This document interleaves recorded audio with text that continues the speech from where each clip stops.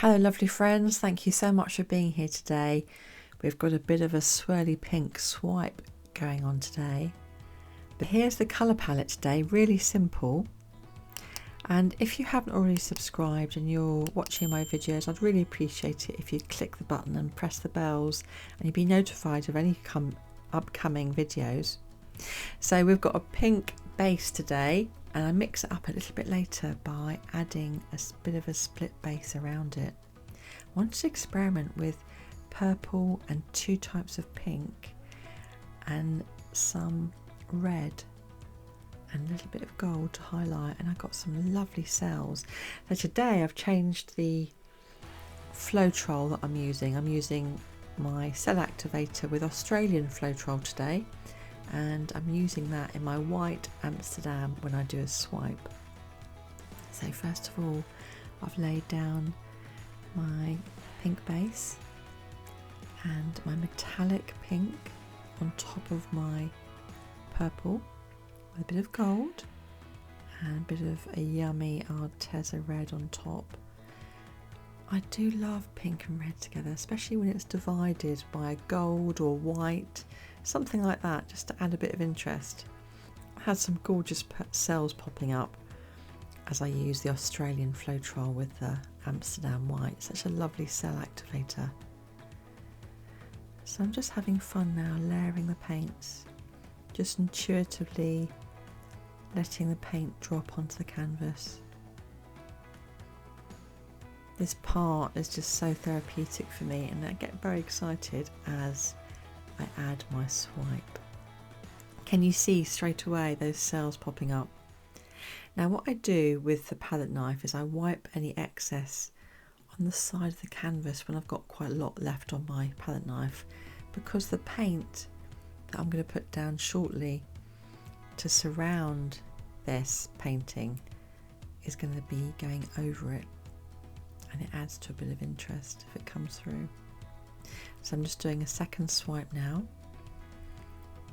I want to just see where I went with this today and just experiment with how cells come up as you take the palette knife into the colours and different depths. So sometimes if you just go across the surface you can pick up one or two colours, and if you take the palette knife a bit deeper you pick up other colours.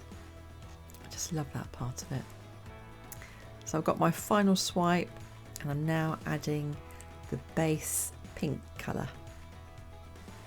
This is the original base pink, not the metallic pink.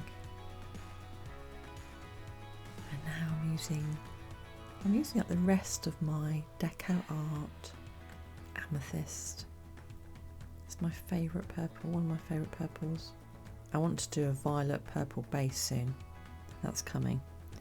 So I'm using up some of my Amsterdam white, which has got a bit of cell activator in it as well, just to see how they blend together, and then I'm going to fill in the gaps with my metallic pink by Pebeo. My lovely friend August has persuaded me to get some piggies. I've been thinking about it for about 6 months, but I finally ordered them, so I can't wait for them to arrive. Thank you, August, you're the best. And I want to compare them to the metallics and iridescent paints that I already use, so watch out, that'll be coming up the next week or so.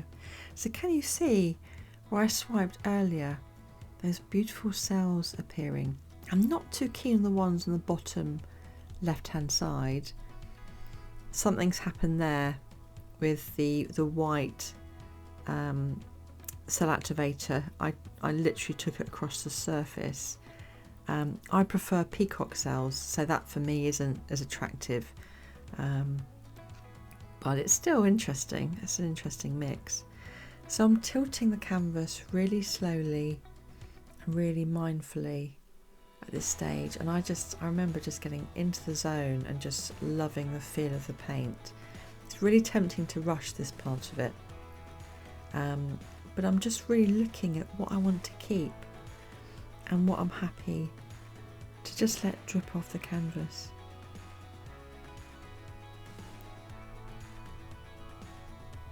So You can see I'm tilting so slowly. Sometimes when you tilt at quite speed, you end up losing what you don't want to keep sometimes, but also paint can sometimes go at a slightly different speed, because even though we can do drip tests, I do it before each painting, but even though we can do drip tests, you can still have one paint, especially if it's a metallic with an opaque or an iridescent with a metallic paint. One of them will be slightly heavier and it might move at a slightly different speed, and so you just lose complete control of the painting. I mean, one of the things I love about fluid art is that you don't really have a huge amount of control, and it's always a surprise to see what comes up, but you can have some control over it. I'm really quite enjoying the pattern in the top left hand side. Can you see that? Just the pink and white together.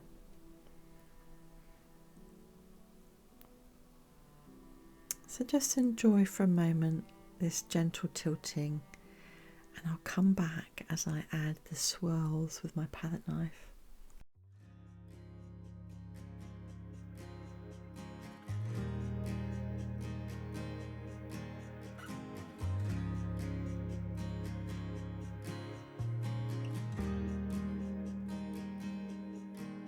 Would you believe it? Already out of time. It's taken way too long. It's always on my mind. I couldn't see it. It was right in front of my eyes. I've taken way too long. I'm running out of time. If there was an option, would I let you in? Why'd it have to end before it could begin?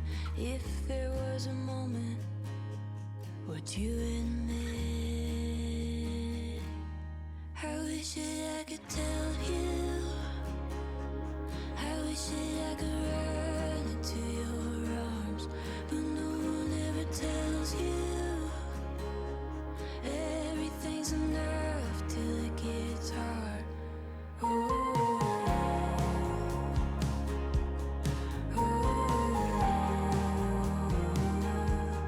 oh.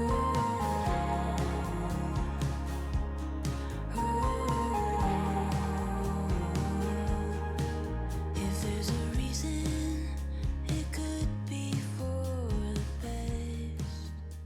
Clearly. So the trusty palette knife's out.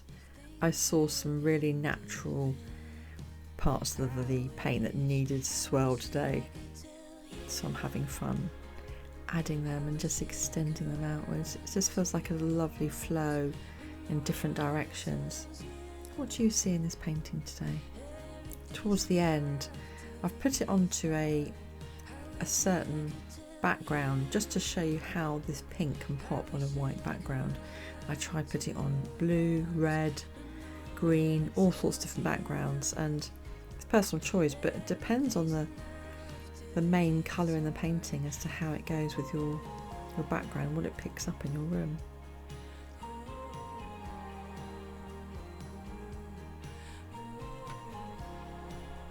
Can you see how when you pick up with the palette knife a certain colour, it comes through into the deeper colour?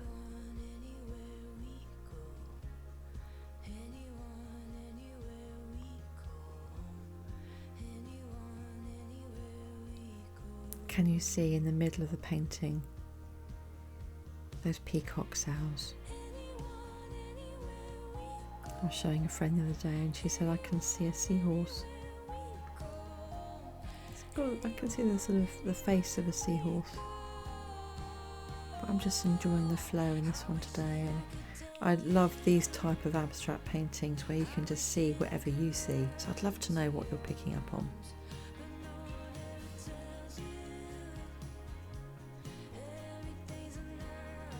So what I'm just doing now is I'm following the natural flow of the paint, and if it's calling out to me, I'm just helping it along. And I'm just seeing where certain paints could quite easily mix in with others, but not to take away from the main body of the painting.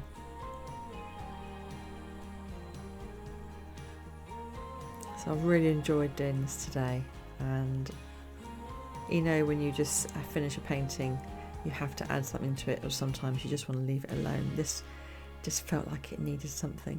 It felt like a very feminine painting. Really enjoyed it.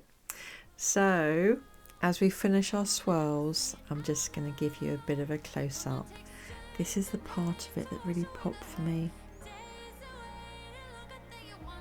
And it's quite hard, as always, isn't it, to show on camera, but the gentle parts of the gold really seem to highlight the pink and the red together, and I really like how the pink and red and the purple mixed. So I'm definitely going to use this colour palette again, but in a slightly different way. Part of me wasn't sure about this, and this is the bit that I'm not sure of and I didn't particularly like. But you know, it's one of those ones. I'm going to keep this one and use it as a reference guide. You can see the split cells on the left hand side. So this is quite a learning piece, definitely. But the colour palette I'm just really enjoying. And you can see where I've used the Australian Floetrol as I go through, as I went through the middle.